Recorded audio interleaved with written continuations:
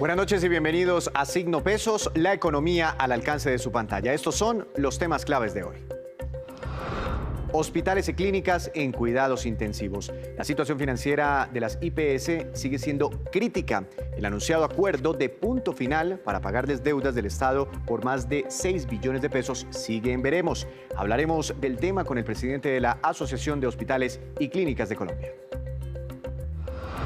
Estabilidad en las reglas de juego. Los exportadores se quejaron por los frecuentes cambios en las normas y el exceso de trámites que obstaculizan el mercado internacional. El presidente de la Asociación de Exportadores nos acompaña esta noche aquí en Signo Pesos. El costo de los datos. Colombia es uno de los países más costosos en materia de datos de Internet. En la movida empresarial les tenemos el ranking de los más baratos y detalles de lo que ocurre en nuestro país.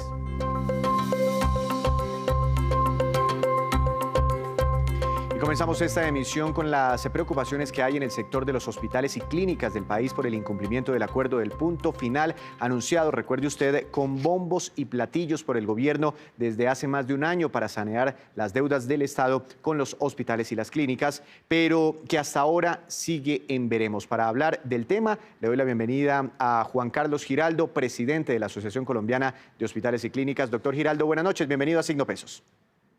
Buenas noches, cordial saludo. De Noticias Caracol. Buenas noches, a las 9:03 les damos la bienvenida a este avance de Noticias Caracol. Hace una hora se suspendió el servicio de Transmilenio en Bogotá. En la estación cabecera del norte se han registrado bloqueos. Daniela Morales, situación a esta hora. Hola, buenas noches. Pues a esta hora ustedes pueden observar cómo la policía y el SMAT se lleva a una persona hacia el CAI, que está apenas a una cuadra de distancia. También pueden observar cómo en este momento en la autopista norte hay tránsito, muy poco ya, porque la policía logró persuadir a los manifestantes. El fuego que ven al fondo y pueden observar en este momento, los manifestantes vuelven a intentar atravesar contenedores para prenderles fuego. Vamos ahora al suroccidente de Bogotá. Juan Andrés Beltrán, ¿qué pasa en Fontibón?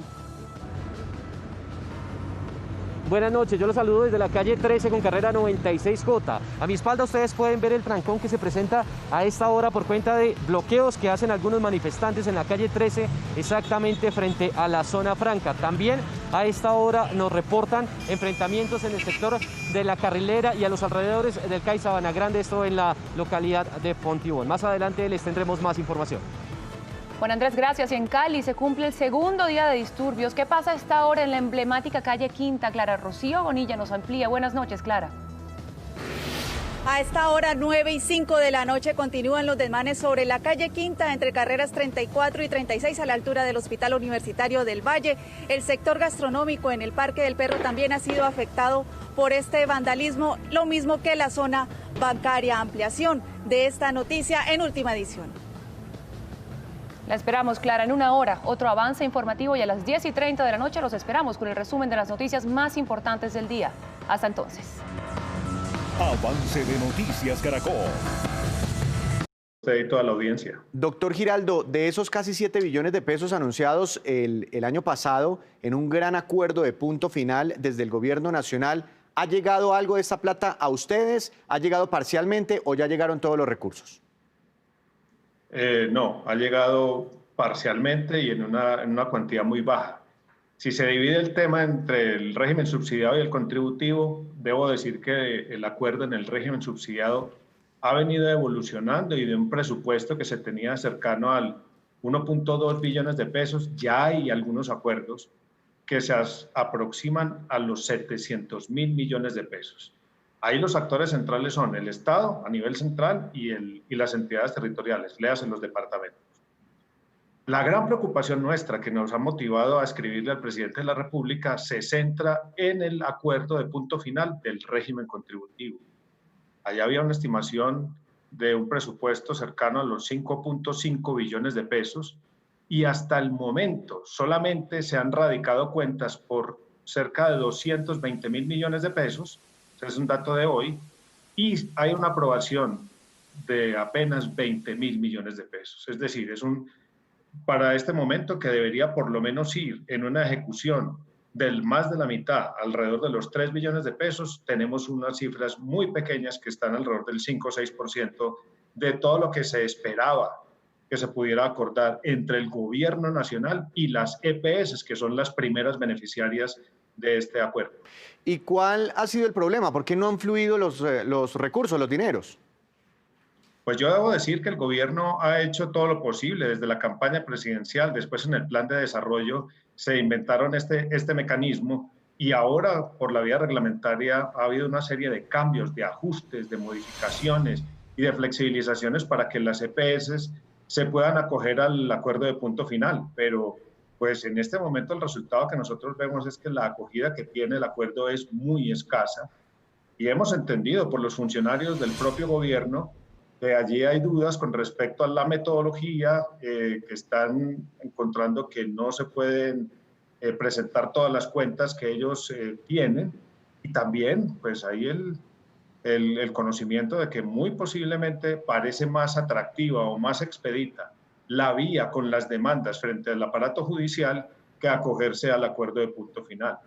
Eso implica que se generaría una enorme frustración porque, como usted bien lo decía, esto fue anunciado como el saneamiento histórico de las deudas dentro del sistema de salud el más grande de los últimos años y hasta el momento no se está dando. De ahí la preocupación nuestra y las peticiones al gobierno para que esto se vuelva no voluntario sino obligatorio, para que no se vayan a perder las fuentes de financiación y para que en dado caso que no se pueda avanzar por esta vía, se busquen otros mecanismos para que de verdad se pueda llegar hasta la deuda, extinguir la deuda con hospitales y clínicas. Pero bueno, ese era el acuerdo de punto final con las deudas que había hasta el año pasado, pero me imagino que el taxímetro ha seguido corriendo. ¿Tienen un nuevo balance de pronto de nuevas deudas? Bueno, pero recuerden que este tema de punto final está muy centrado en todas las deudas que tenía teóricamente el Estado con las EPS o las entidades territoriales por todo lo que está por fuera del plan de beneficios, lo que se llamaba antes el NOPOS y que generó los recobros. Usted me pregunta sobre el tema, digamos, ordinario, la operación del sistema. Claro, por supuesto que sí. Las deudas ya muy derivadas de la prestación de servicios que sí están en el plan de beneficios, esto sigue manteniéndose en unos niveles billonarios. Tenemos un anticipo del estudio de cartera nuestro con corte a junio 30 y estamos moviéndonos alrededor de los 10.5 billones en un grupo de 218 hospitales. Con un factor agravante, ¿cuál? Es que se ha vuelto más vieja esa cartera. Antes el nivel estaba alrededor del 60%. En este último estudio, esos billones que acabo de mencionar, los 10.5 billones de pesos, están con un 64% de morosidad. Es decir, es un problema crónico, es un problema que es creciente y es un problema que indudablemente nos tiene que llevar a una discusión estructural de cómo se financia el sistema, cómo se concede el dinero y en qué momento se tiene que hacer y a qué mano se debe entregar. Muchas veces los colombianos, es difícil para nosotros los colombianos entender cómo se financia el sistema de salud, cómo se hacen los pagos, quién los debe hacer, etcétera, etcétera, etcétera. Pero al final, después de entregarnos estos balances y de decir que hay un alto endeudamiento, ¿esto cómo afecta la operación de los hospitales? ¿Cómo puede afectar a una persona que necesite hacerse un tratamiento? Claro, y eso es una muy buena pregunta porque la gente debe saber. Los hospitales, ¿para qué necesitan la remuneración y el dinero? Lo necesitan para usualmente dos grandes gastos. El primero es pagar su personal y en esto está alrededor del 60% del gasto del sector hospitalario. Los restantes porcentajes están para la adquisición de insumos, medicamentos, dispositivos, actualización de tecnología.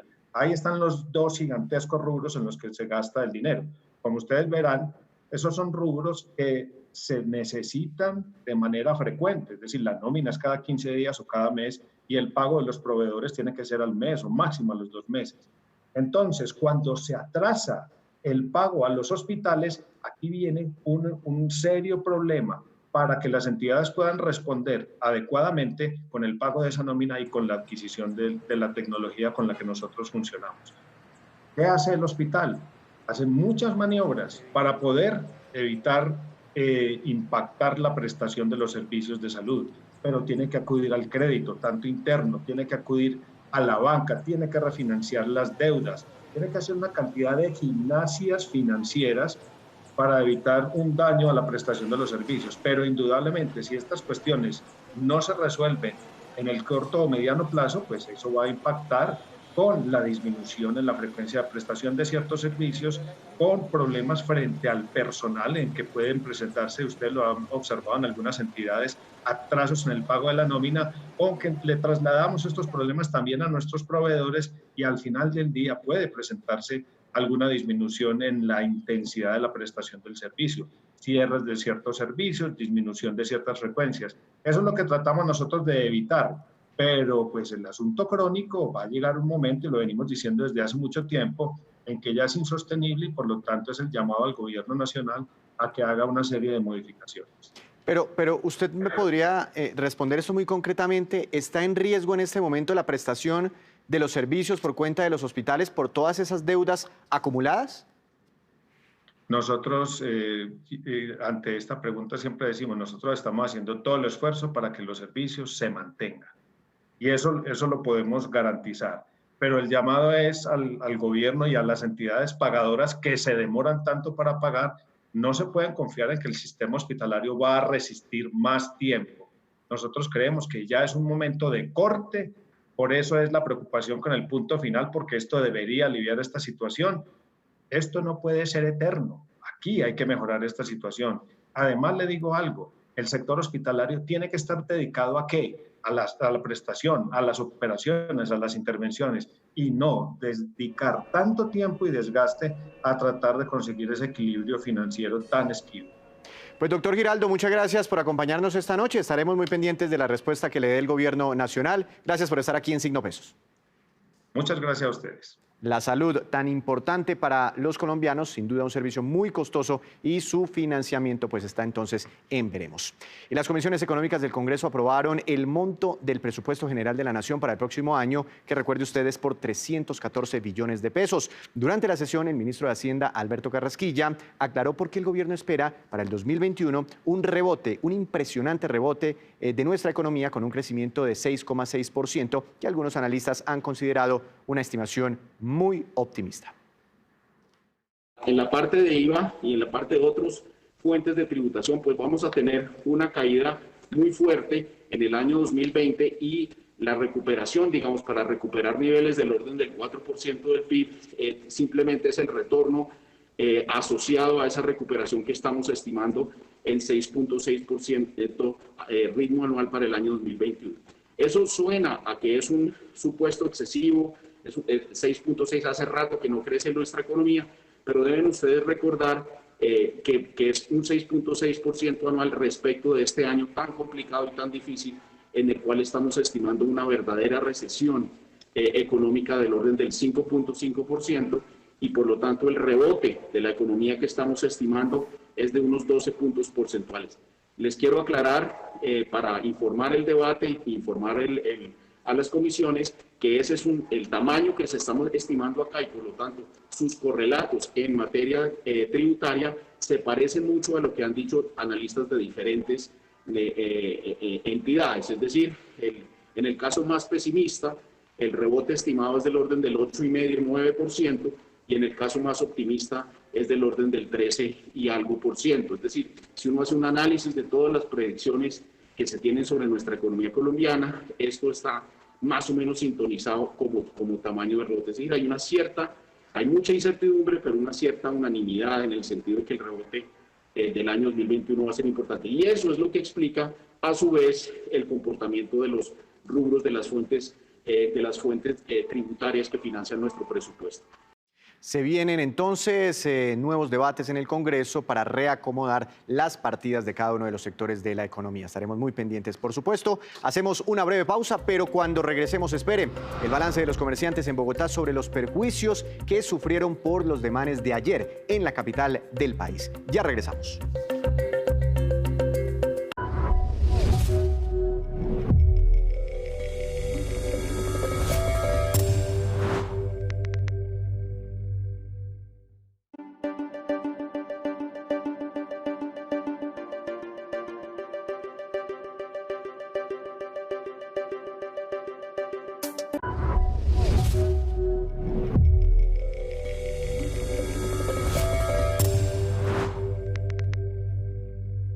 días se está celebrando el Congreso Nacional de Exportadores para evaluar la coyuntura económica del país y del mundo y también de este sector. Para hablar de estos temas, las preocupaciones, de todo lo que corresponde a nuestro comercio internacional, saludo al presidente ejecutivo de Analdex, al doctor Javier Díaz Molina. Buenas noches, doctor Díaz, ¿cómo ha estado?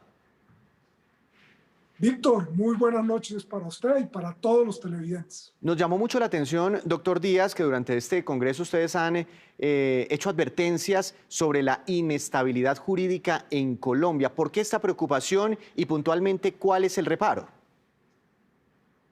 A ver, yo creo que Colombia en esta coyuntura tiene la necesidad de atraer inversión que se localice aquí en el país para producir y exportar particularmente a los Estados Unidos. Y uno de los temas que plantean los inversionistas es que Colombia tiene una alta inestabilidad en las reglas del juego. Tenemos en promedio una reforma tributaria cada 2 años, es decir, cada 2 años estamos cambiando las reglas de juego en materia tributaria. Es muy difícil para un inversionista planear su inversión, desarrollar un proyecto con este cambio en las reglas de juego. De ahí la importancia de tener la posibilidad de establecer contratos de estabilidad jurídica. El presidente anunció en días pasados que iba a tener el tema de estabilidad en la parte de impuesto a dividendos, de impuestos al patrimonio, que los inversionistas podían estar seguros que eso no iba a ocurrir para las mega inversiones, pero es muy importante para ellos tener la posibilidad de estabilizar unas 4 o 5 variables en materia tributaria.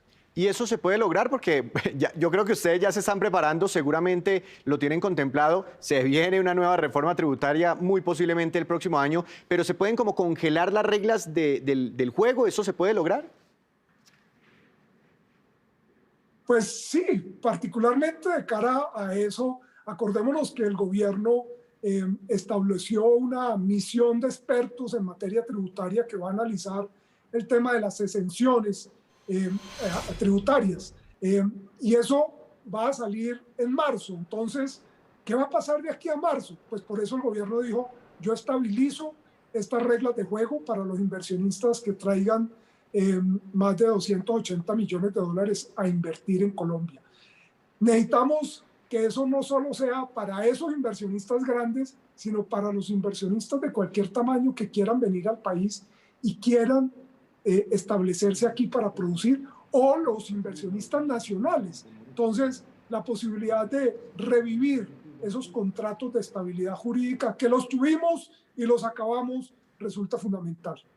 Doctor Díaz, la pandemia pues, nos ha dejado una crisis enorme, pero ya muchos hablan de que también nos puede dejar grandes oportunidades porque habría eventualmente una especie de reconfiguración del comercio internacional. Muchas empresas que antes se establecían por allá querrán establecerse por acá, las cadenas de valor, las cadenas de comercio, en fin. ¿Qué tan importante es esto que usted está hablando para que Colombia aproveche todas estas oportunidades?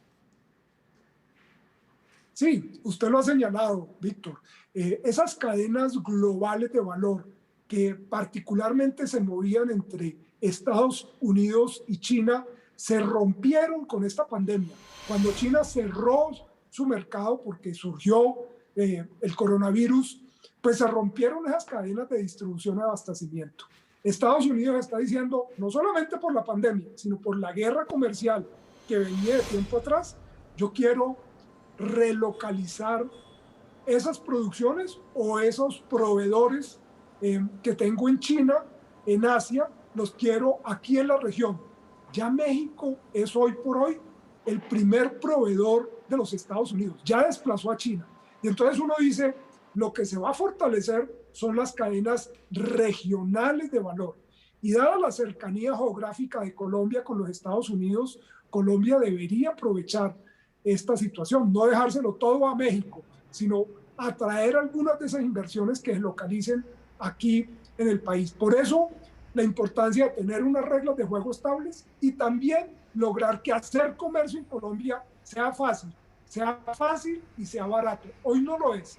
Hoy es muy difícil importar o exportar desde Colombia y además muy costoso.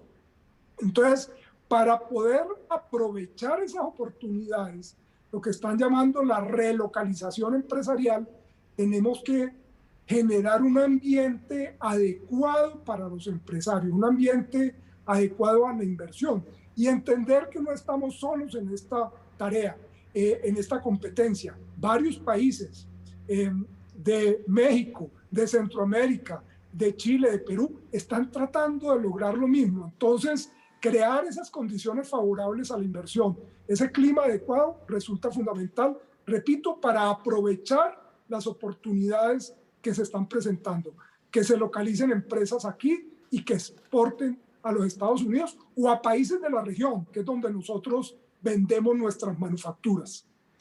Doctor Díaz, hemos reportado aquí, cada vez que salen los balances mensuales de comercio exterior, cómo han venido cayendo las exportaciones, muy relacionado a este tema con la pandemia, también han caído las importaciones. ¿Usted ya tiene más o menos en su cabeza el cálculo de cuál será el golpe para todo este año 2020? ¿Cuánto caerán nuestras exportaciones? ¿Cuánto dejaremos de recibir por comercio exterior debido a la pandemia?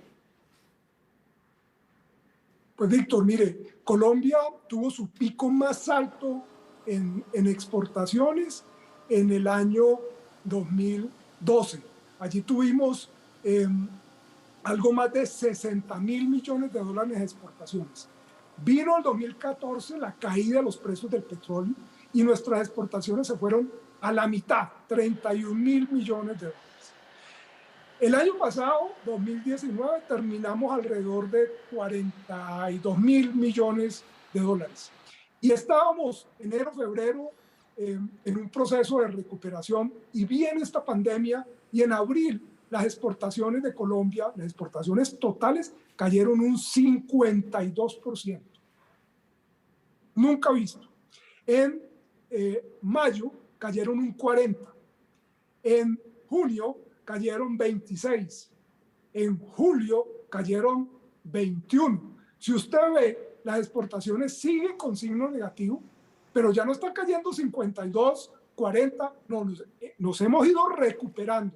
Estamos todavía en signo negativo, pero ya menos 21%. Yo espero que hacia final del año podamos llegar, si este segundo semestre sigue esa tendencia, a tener unas exportaciones con un signo negativo más alrededor del 10%, 12%, que no lo que está planteando la OMC, y es que a nivel mundial, el comercio mundial puede caer entre un 13 y un 32%. Yo espero que sea más alrededor de un 10%. Bueno, la sacaríamos barata si eso llega a ocurrir. Doctor Díaz, una última pregunta. Hablaban ustedes durante su evento que de todas formas tenemos muchos tratados de libre comercio, pero que ustedes perciben que la economía colombiana sigue siendo muy cerrada.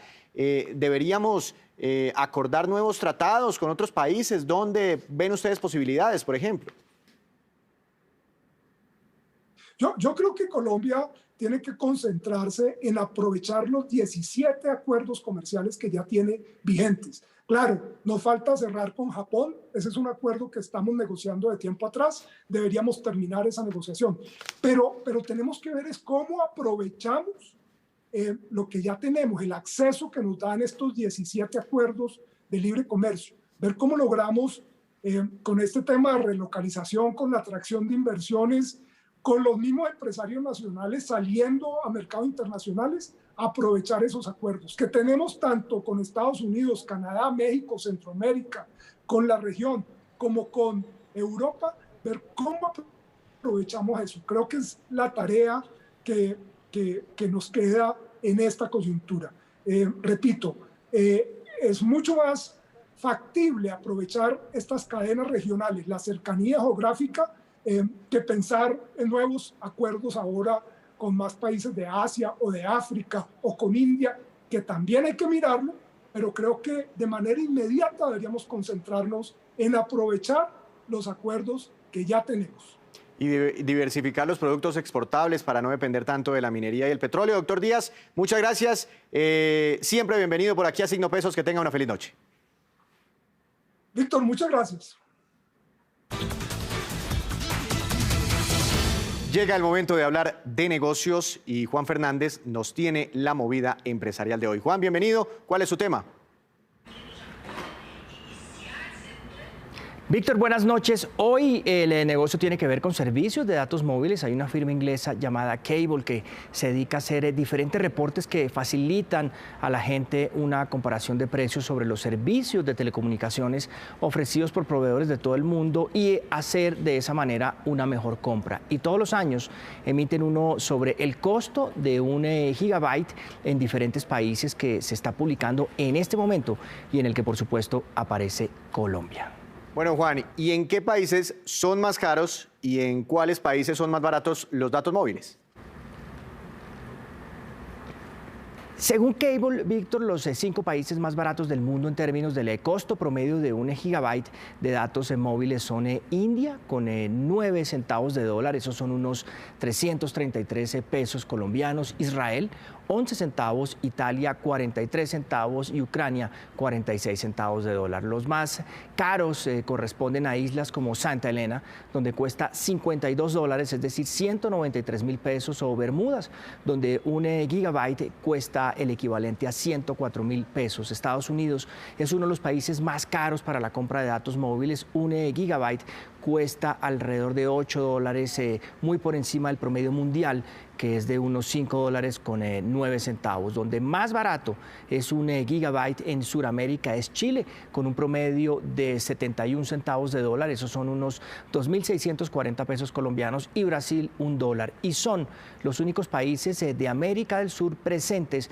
en el top 50 de los más baratos del mundo. Le sigue Argentina con $1.45, Uruguay, Perú y también Paraguay. Juan, y para el caso de Colombia, ¿qué dice el estudio? En el caso específico para Colombia, Víctor, y ahí viene lo interesante, pues este es un país caro en comparación con los otros de la región. Está en la posición 126 en el mundo. Se tomaron 60 planes ofrecidos por las compañías de telefonía celular para hacer la medida que indica que un gigabyte en Colombia cuesta 3 dólares con 46 centavos. Esos son unos 12.800 pesos, solo por debajo en la lista de México, Bolivia y Ecuador. Pero fíjese que aún así en Colombia la preocupación el precio o por el precio de los paquetes de datos ha venido disminuyendo, y es un dato interesante cuando en Colombia el consumo de datos móviles ha aumentado más de 500% en los últimos años. Y mire este otro dato también interesante: en 2018 los colombianos consumieron 10 veces más datos que en 2012, pasó de 1,12 gigabytes a 10,6. Y esta pues es, Víctor, la movida de hoy con este escalafón que muestra qué tan caros o no son los datos móviles en varios países, y donde Colombia, a pesar de haber bajado, aún siguen siendo altos, Víctor. Juan, lo esperamos mañana con más movidas empresariales. Muchas gracias. Con esta información regresamos con la cifra económica del día, que es más bien una fecha. Es la siguiente: 19 de septiembre, y corresponde al día en que reabrirán los cielos colombianos para el primer vuelo internacional comercial y de pasajeros. Lo hará la compañía Viva Air y la ruta será Medellín-Cartagena-Miami. El anuncio lo hizo la propia aerolínea Viva Air, que se mostró orgullosa y muy feliz de ser la primera en abrir los vuelos internacionales después de 6 meses de cierre de los aeropuertos para este tipo de itinerarios.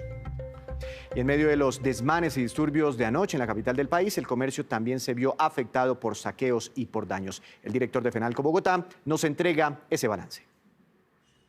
Anoche, establecimientos comerciales de las localidades de Engativá, Bosa, Suba y Teusaquillo fueron atacados indiscriminadamente. Las personas tuvieron que cerrar antes de las 6 de la tarde e inclusive se tuvieron que resguardar al interior de los locales por el riesgo que implicaba en ese momento salir a la calle. Tenemos reporte de por lo menos 6 sedes de cadenas de supermercados que fueron afectadas, saqueadas, y que una de ellas quedó prácticamente destruida. Lo mismo ha ocurrido con diferentes entidades financieras. Estamos viviendo una de las situaciones más difíciles de la que tenemos conocimiento históricamente en el comercio y en la economía de la ciudad y del país. El COVID-19, todos los cierres y actos como estos hacen que sea prácticamente imposible salir adelante. Debemos continuar trabajando de forma organizada, respetando los protocolos y evitando la violencia a como dé lugar. Esta situación solamente se supera si trabajamos entre todos. Sí, trabajamos entre todos. Y ahora vamos con los indicadores económicos que usted debe conocer siempre antes de irse a dormir. La tasa representativa del mercado que regirá mañana será de 3.700 pesos con 28 centavos.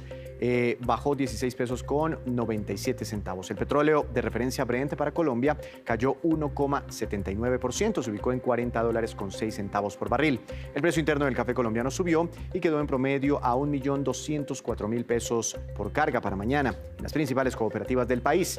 El índice de la bolsa, el más importante, el Colcap, tuvo un retroceso de 1,63%. La acción que más subió fue la de Promigas, con una ganancia de 0,83%, y la acción que más cayó fue la de Ecopetrol, que tuvo un retroceso de 3,13%. Esta es la acción más importante, la más fuerte en la Bolsa de Valores de Colombia, por lo menos la que tiene mayor peso. Antes de despedirnos, los dejo con el siguiente dato. Los países más innovadores del mundo, según la lista de las 131 naciones evaluadas recientemente, son en su orden Suiza, Suecia, Estados Unidos y Reino Unido. Pero ¿cómo están Colombia y sus vecinos?